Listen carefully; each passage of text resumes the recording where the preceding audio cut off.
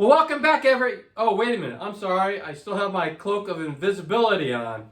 Let me just take this off. All right, I guess I won't be needing this anymore because for all the Harry Potter fans out there, we're not going to be reading about that. So I'm going to drop that. We're going to be talking about must-read self-improvement books, not fiction books, but self-improvement books that you really want to read because it's going to change your life, and we're going to get right to it.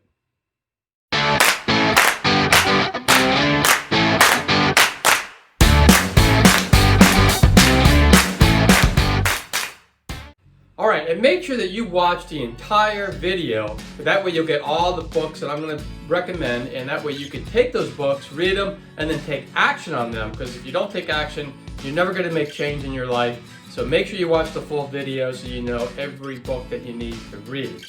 All right, so the first book I have, and I actually don't have the physical book anymore. I read this book. I think it's been over 20 years now.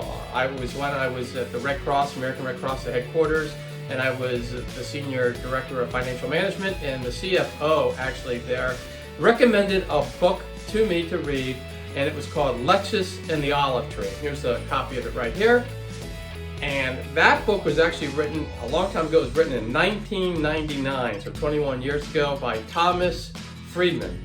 And what I liked about it is all about how the world is now a global economy. It's like it used to be where if you're in the United States, that was your economy. If you're in China, that was your economy. If you're in Europe, that was your economy. But now it is a global economy, so everyone affects everybody. And there are two main directions or two main philosophies out there that merge together in this global economy that we all must take notice of if we're going to succeed in it. And one is prosperity, development, and advancement, technology. And it's coming, no matter what. If you don't like it, it's gonna come. Technology is here, and that's what the Lexus was. The Lexus was to represent technology and advancement and the desire to do new things. Like back then, the cell phone didn't even really exist. The iPhone didn't exist back in 1999, I don't believe. So if you think about it, we have come a long way since then, and that's the Lexus part of it. But then there's also this desire to retain traditional values. And so the olive tree in the book represents that. So that's why it's the Lexus and the olive tree. Taking traditional values and technology and advancement and putting them together, create this global economy. And this book is great because it really gets you to understand what you need to do to survive in this environment that we're in now, and we're going to be in forever.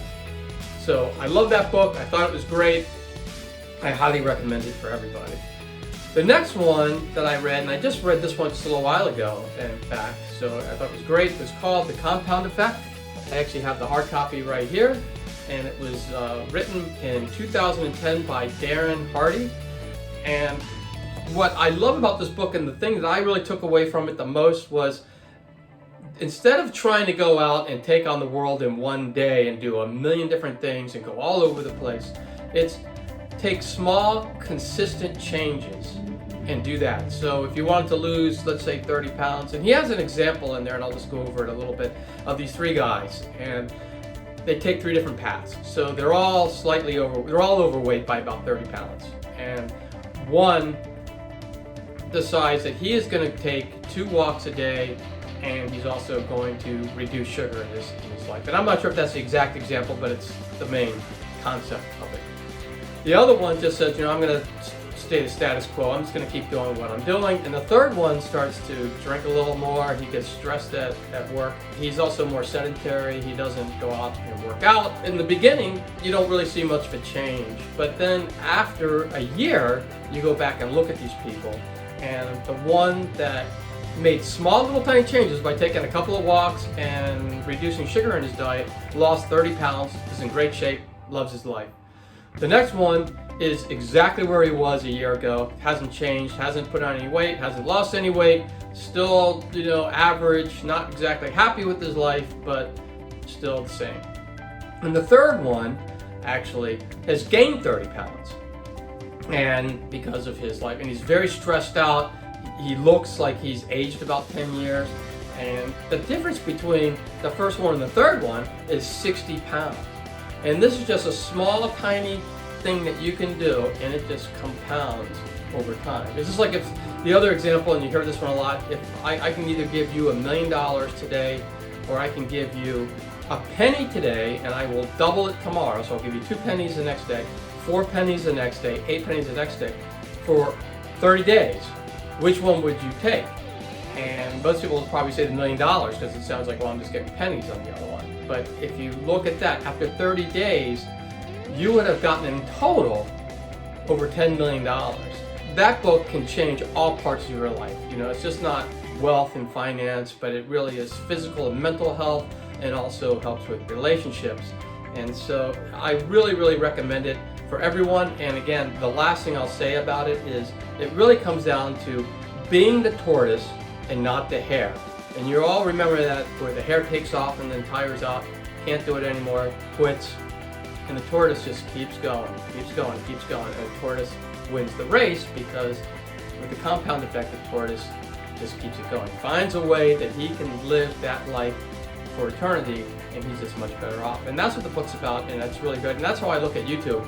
I'm taking baby steps now, because I'm hoping that, you know, down the road, my channel is going to explode and it's going to do well. I'm not going to be one of those that say, okay, I have to go viral in the first month or two, or I'm going to quit. And a lot of YouTubers do that. They quit because they don't go viral in the first 2 months, and they think they're going to be as strong as PewDiePie, who's got 100 million subscribers, who's been doing it for like over a decade.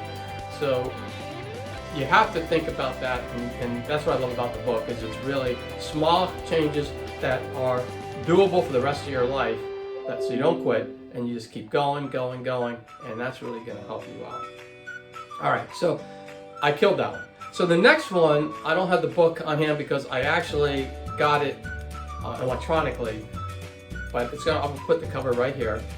And actually, I read this one after I read another one, which I shouldn't have done because I read it backwards, but Crush It is a great book, and it was written in 2009 by Gary Vaynerchuk. And if you are on YouTube or anything like that, everyone knows who he is, or if you know social media, he's huge on social media. But his whole thing, and I just really loved it, was make your hobby and what you love to do your job, and just be happy. And if you could do that, you've already won the game, and you could be huge. And he's a huge success on social media, and he has taken his parents' small business, it was a wine business, and he turned it into this multi-million-dollar business. And now he's even bigger than that now, because now he's a consultant to many other businesses. And if you have a chance, go look him up on YouTube, and you can watch some of his videos, and they're very inspiring. I would also definitely recommend reading this book, and he really gets into the world has changed, and a lot of people haven't changed yet with it. But the power, you have to use the power of the internet and social media with your business if you want to survive. And you can really turn any interest you have into your business. And he has actually gotten a lot of people, and he's inspired a lot of people to start their own businesses, get away from having to do the 9-to-5 thing and clock in and clock out, do what they love, and also make money and make a career out of it. So highly recommend that book. So, and then the next book I would recommend, I do have that one because I read that one, and I unfortunately read this one first, and I should have read it after I read Crush It, but Crushing It is the sequel that Gary wrote, Gary Vaynerchuk, and it was 2018 when he wrote this book. And basically, it's just real life examples of how people crushed it. So the first book is about how to crush it, which is why I should have read it first. The second book is about how people have crushed it, and it's really good. So I do recommend, if you're going to read these books, read Crush It first, then read Crushing It, and you're gonna really like that book because it's going to change your life. The next one, and the last one that I have, is right here. And the reason why I have this one, this is not a famous writer. This is not, some multi-million-dollar person. This is just a young kid who in 2009, his name was Brian Boyle. This is his book, and it has different covers, but this is the one that I have. And he wrote this with Bill Kosofsky, if I pronounce it right. But what happened is Brian, back in, I guess it was before 2009, he was an athlete in high school. So he was a big swimmer and he was a big, strong guy. And when he was 18 years old, he was driving home from practice and a truck ran a red light and hit his car, and Brian was at the hospital for a long time. He pretty much died on the operating table several times. His heart stopped, and he lost a tremendous amount of blood. And because of it, he had to receive a lot of blood from the ARC, or the American Red Cross. And I'm not just saying that because I used to work for the American Red Cross, because I'm going to get to why. I'll mention that in a minute. But he came to my store, and I had my little store in Maryland. He was so nice to actually come by and do a little talk to our runners. It was very inspirational. But this is a guy who lost all this weight. He was in a wheelchair for a while. Like I said, died on the operating table. Really, there's no reason why he should have lived. And he actually, not only did he live, but he came back, worked his way back up, and he was able to do several Ironmans. He still does them. And if you don't know what an Ironman is, it's an amazing race for the best people in the world, athletes in the world. And what it is a 2.4 mile swim. So you go and you swim usually in open water. And I think he did Kona, which is in Hawaii, the first time. So you're swimming in the ocean for 2.4 miles. It's a long way to go. And then you get out of the water and you bike 112 miles on a bike. And then when you get off that bike, you got to run a marathon. And if you don't know what a marathon is, that's 26.2 miles. So you do all that at one time. I mean, you don't stop, you don't rest, you just go. And he was able to do that. And it's just amazing to hear his story when he was at our store several years ago and did that speech. And now he is a proud husband and father, and his child is going through some things too, but he's working through that. His child's going through some heart issues, and he's working with that. But he has such still just an upbeat, positive mental attitude. And what I loved about the book is, he just is so positive, and he took something that could have destroyed the spirit of so many people, and he was able to take that and not only get through that, but also inspire many people after that. So again, this is a picture of him, after the wreck. And the reason why he's wearing a Red Cross shirt, and the reason why I brought the Red Cross, is because he got blood from the Red Cross. He really became a big spokesman of the Red Cross, and he still is a spokesman of the American Red Cross. And he's big on not only the blood side, but the whole side of what American Red Cross does. And I'm not here to just talk about the Red Cross. I worked for them years ago. I think they're a great company, or organization, nonprofit. And I think it's great that Brian is actually still affiliated with them and working with them. Anyway, enough of that. That's all. Those are the books that I have. There's many other ones that are fantastic. I'm going to read some more, and I'll do another one of these and talk about more more books that you should read, because I just think that we all can use self-improvement, and these books are great to get there. It's like having a coach in your back pocket when you're reading them.